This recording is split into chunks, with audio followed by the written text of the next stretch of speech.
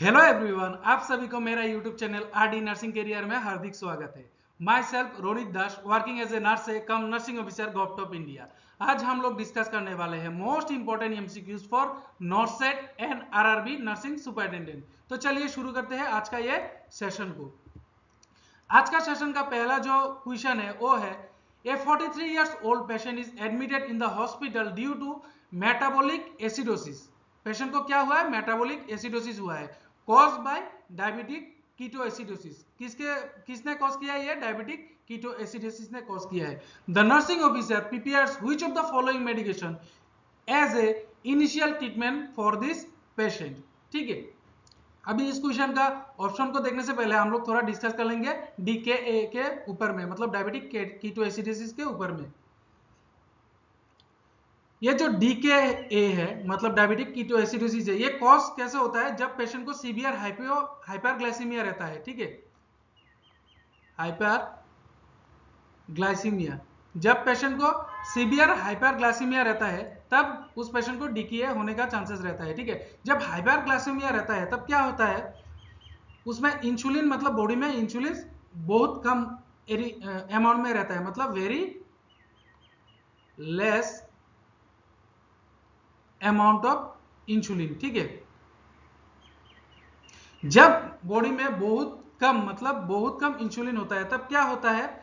Glucose को अच्छे से सेल मतलब यूटिलाइज नहीं कर सकता है, मतलब glucose is not use in the cell. ठीक है, glucose is not use in the cell. ठीक है, जब ग्लूकोज को सेल यूज नहीं करता है तब क्या हो सकता है? ग्लूकोज का लेवल इंक्रीज होता है, कहां पे? In the blood. Glucose increase in the blood. ठीक है, जब glucose is not use in the cell, जब सेल ग्लूकोज को यूज नहीं करता है तब क्या क्या होता है? हम लोगों को बॉडी का तो एनर्जी चाहिए, तब क्या हो सकता है, क्या करता है? Then body use fat. ठीक है, उस टाइम में क्या होता है? देन बॉडी यूज फैट्स, मतलब क्या होता है? उसमें फैट्स ब्रेक डाउन होता है। ठीक है, फैट्स ब्रेक डाउन होता है। जब फैट्स ब्रेक डाउन होता है उसमें क्या होता है? एक तो होता है ग्लूकोज, ठीक है, और एक क्या होता है? कीटोन और एसीटोन, कीटोन और एसीटोन। ठीक है, ग्लूकोज ब्रेक डाउन होने के बाद दो प्रोडक्ट होता है, एक होता है ग्लूकोज और एक होता है कीटोन और एसीटोन। ठीक है, अभी हम लोग देखेंगे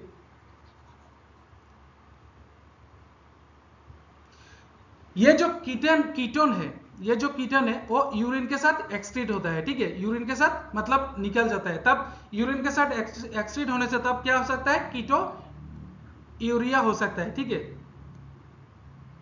कीटो यूरिया हो सकता है, मतलब उस केस में डीकेए हो सकता है। ठीक है, तो अभी हम लोग देखेंगे कि ये जो डायबिटिक कीटोएसिडोसिस है,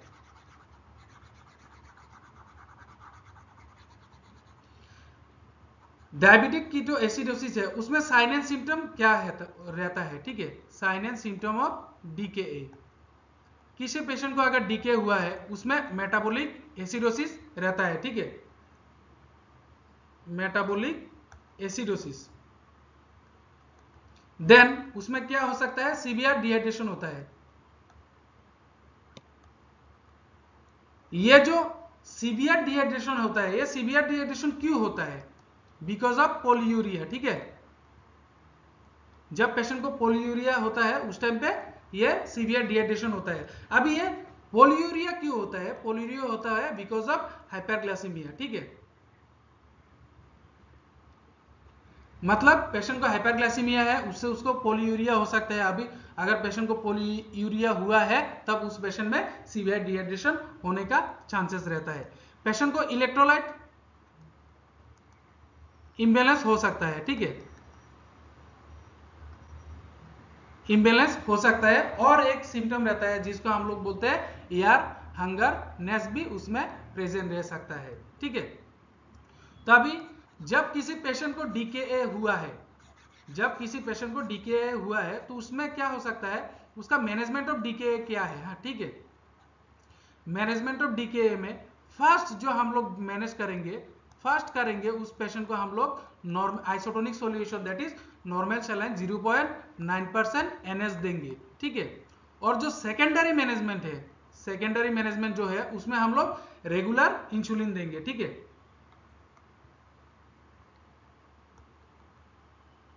रेगुलर इंसुलिन देंगे उसको आईवी रूट में, ठीक है।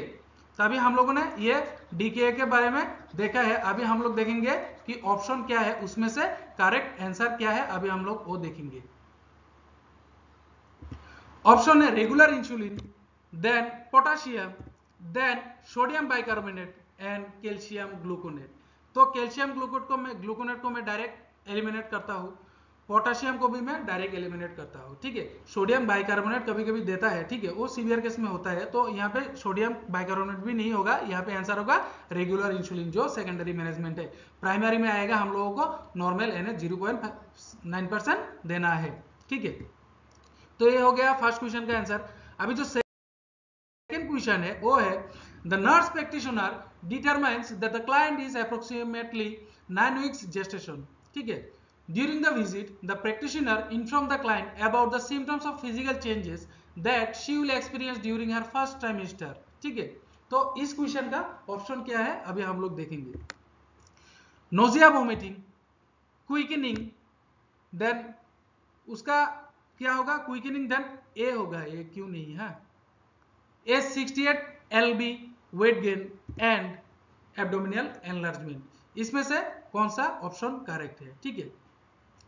ये जो क्विकनिंग है, ये क्विकनिंग का मतलब क्या है, ये होता है mother, quickening is the mother perception, ठीक है, ऑफ फीटल मूवमेंट। हाँ, और जनरली ये क्या होता है प्राइमरी ग्रेविडिया में, जब पेशेंट मदर प्राइमरी ग्रेविडिया हो तो 18 to 20 वीक्स में ये आ सकता है, ठीक है।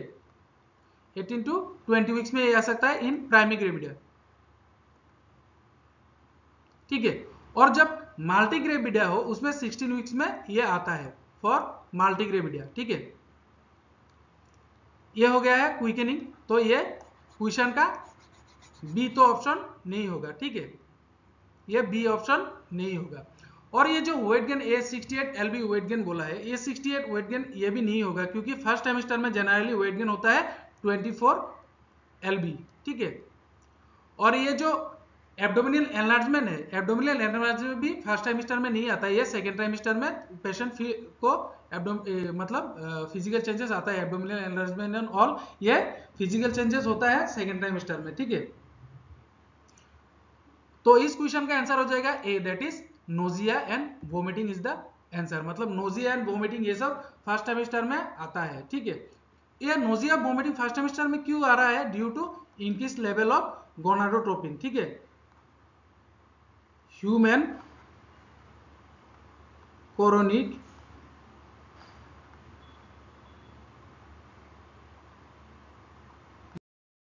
ड्यू टू टेक्निकल इशू, वो मेरा स्लाइड रिवर्स हो गया है। तो उस क्वेश्चन में क्या हो सकता है, नोजिया एंड वोमिटिंग जो हो रहा है किसी पेशेंट को, मतलब फर्स्ट सेमेस्टर में, वो क्यों हो रहा है, due to increase level of human chorionic gonadotropin के लिए वो होता है, ठीक है।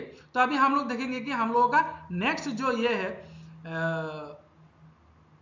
क्वेश्चन है वो क्या क्वेश्चन है, अभी हम लोग वो देखेंगे। A patient is ordered prolong bed rest after surgery, मतलब किसी पेशेंट को प्रोलॉन्ग बेड रेस्ट दिया है after surgery. Which complication does the nurse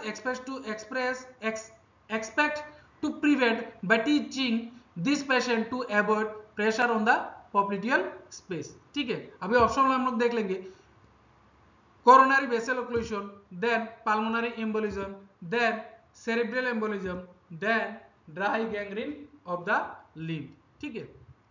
अभी यहाँ पे क्या बोला है, किसी पेशेंट को मतलब प्रेस्क्राइब और ऑर्डर किया है प्रोलॉन्ग बेड रेस्ट, तो यहाँ पे आंसर ऑलरेडी आ गया है, सॉरी आंसर आ गया है, बी आंसर होगा, दैट इज पल्मोनरी एम्बोलिज्म। अभी ये क्यों हो रहा है वो मैं बोलूंगा। प्रोलॉन्ग बेड रेस्ट किसी पेशेंट को दिया है, मतलब डॉक्टर ने, ठीक है।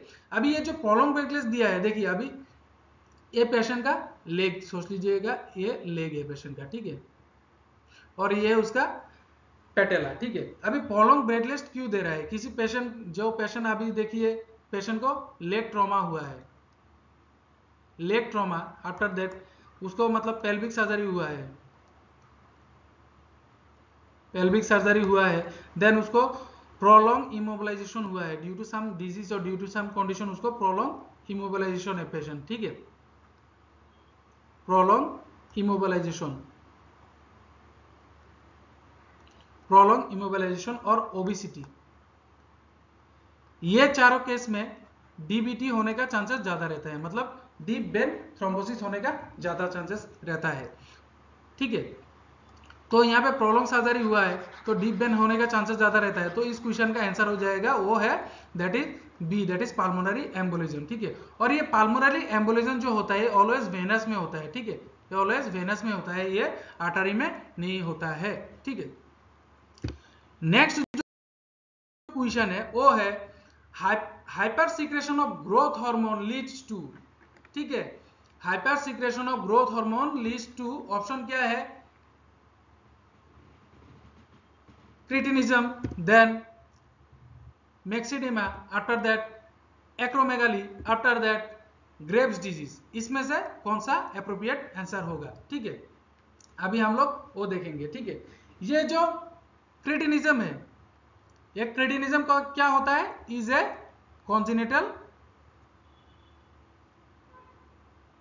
कॉन्जिनिटल हाइपोथायरॉयडिज्म, ठीक है। और ये जो मैक्सिडेमा होता है ये होता है एडल्ट हाइपोथायरॉयडिज्म, ठीक है, ये इज ए एडल्ट हाइपोथायरॉयडिज्म। और ये जो ग्रेव्स डिजीज है, ग्रेव्स डिजीज मतलब क्या होता है, ऑल्सो नोन एज हाइपरथायरॉयडिज्म, ठीक है, Graves disease is also known as hyperthyroidism, और इसको हम लोग ये भी बोल सकते हैं जेलोप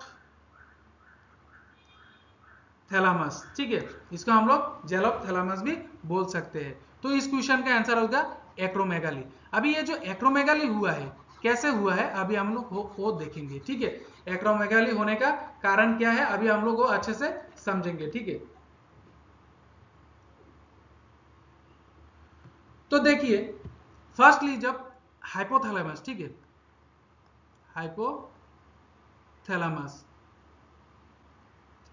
हाइपोथैलेमस क्या करता है, ये दो हार्मोन बनाता है, ठीक है, दो हार्मोन बनाता है, एक होता है आपका GHRH और एक है आपका GHIH, ठीक है। ये GHRH मतलब इसको ग्रोथ हार्मोन रिलीजिंग हार्मोन बोलते हैं, और GHIH को हम लोग बोलते हैं ग्रोथ हार्मोन इनहिबिटिंग हार्मोन बोलते हैं, ठीक है, ये दोनों तो ठीक है। अभी ये जो GHRH में उसमें सोमाटोट्रोप्स रहता है, ठीक है, उस पेशेंट में क्या होता है, सोमाटोट्रोप्स रहता है। अभी जब ये सोमाटोट्रोप्स रहता है तब ये सोमाटोट्रोप्स क्या करता है, स्टिमुलेट करता है, स्टिमुलेट करता है किसको, एंटीरियर पिट्यूटरी को,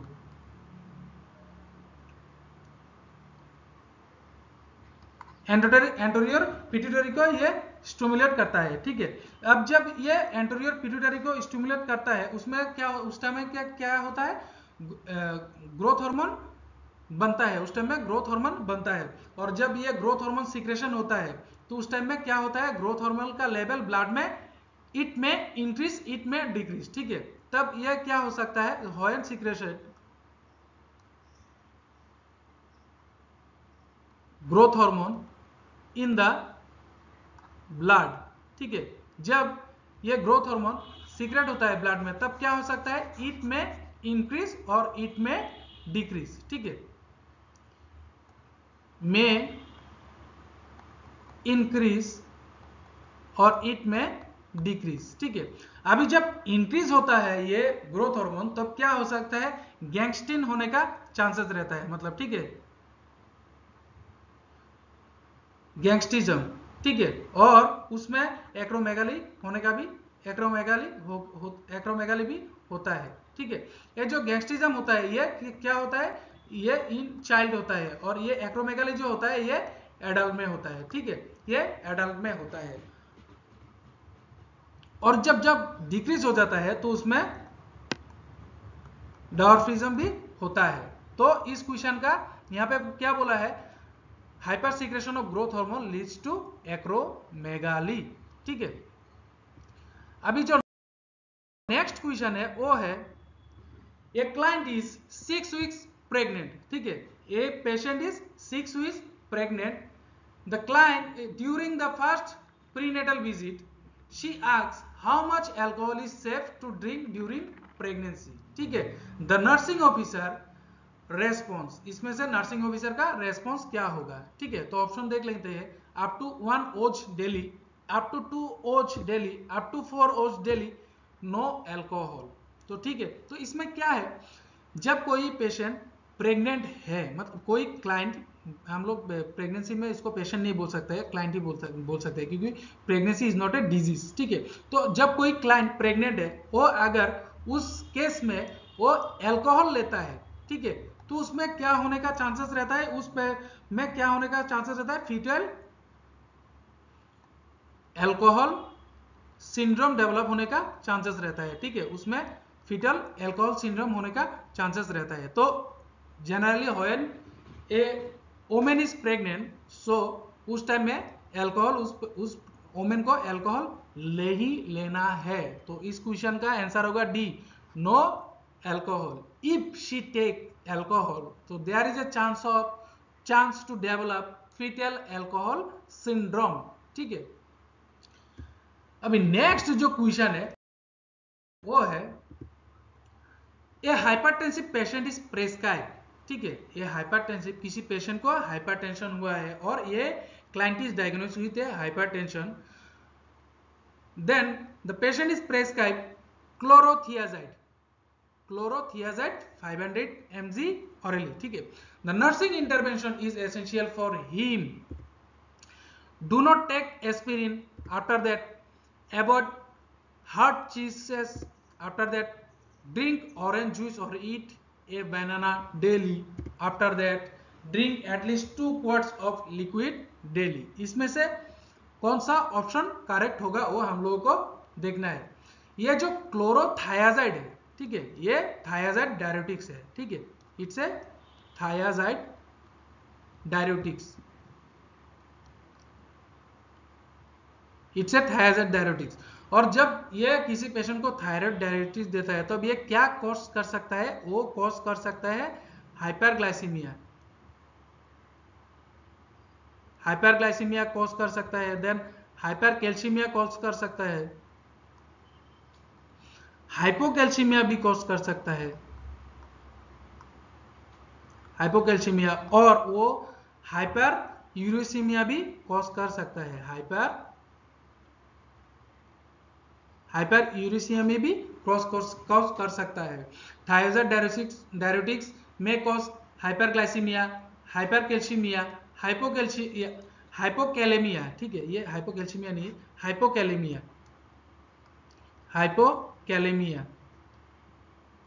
हाइपोकैलेमिया और हाइपर यूरेसीमिया, ठीक है. तो अभी क्या होता है, तो उसमें पेशेंट को जब हाइपोकैलेमिया होने का चांसेस रहता है, तब उस टाइम में हम लोग को क्या देना है, उस पेशेंट को ऑरेंज जूस और बनाना देना है, क्योंकि ये बनाना पोटेशियम रिच होता है. तो उस टाइम में ये ड्रग के वजह से उस पेशेंट को हाइपोकैलेमिया हो सकता है, लेकिन जब वो बनाना लेगा वो रिस्टोर होने का चांसेस ज्यादा रहता है. तो वहां पे हम लोगों को क्या है, ड्रिंक ऑरेंज जूस और ईट बनाना डेली, ठीक है. ये जो बनाना है ये बहुत पोटेशियम हाई रिच डाइट होता है, ठीक है. तो हम लोग इस चैनल में रोजाना एमसीक्यूज करते रहेंगे, ठीक है. आप लोग मेरा चैनल में अगर नया है तो मेरा चैनल को सब्सक्राइब जरूर कर दीजिएगा, और ये वीडियो आप लोगों का फ्रेंड लोगों के साथ शेयर जरूर कर दीजिएगा, तभी उनको भी मोटिवेशन मिलेगा, आपको भी मोटिवेशन मिलेगा, और मुझे भी मोटिवेशन मिलेगा और अच्छा टॉपिक के ऊपर में वीडियो बनाने के लिए. और एक बात सोचिए, अकेला सक्सेस लेने में इतना मजा नहीं आता है, जब अपना फ्रेंड सर्कल को लेके सब एक साथ सक्सेस होंगे, तब वही आप लोगों के लिए बहुत बड़ा बात है, क्योंकि तब आप लोग सेम जगह में भी नौकरी करने का चांसेस आप लोगों का ज्यादा रहता है, ठीक है. तो अभी अच्छे से, क्योंकि नॉर्सेट का एग्जाम 15 सितंबर में है, तो अच्छे से अभी स्टडी कर लीजिएगा, रिवीजन कर लीजिएगा. नर्सिंग सुपरिटेंडेंट का एग्जाम होने के लिए कुछ दिन बाकी है, तो अभी से अच्छे से हार्डवर्क कीजिएगा. और मेरा वीडियो देखने के लिए आप सभी को मतलब थैंक यू सो मच. और ये वीडियो आप लोगों का फ्रेंड लोगों के साथ शेयर जरूर कर दीजिएगा. तो once again thanks for watching. Please like and subscribe my channel.